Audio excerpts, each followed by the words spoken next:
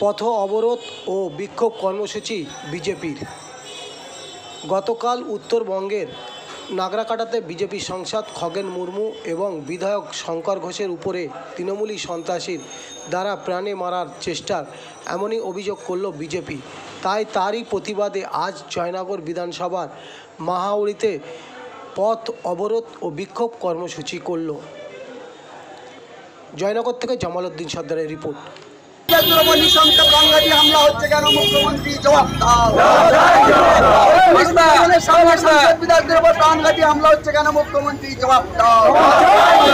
এই জবাব তোমায় দিতে হবে। বিধায়ক সাংসদ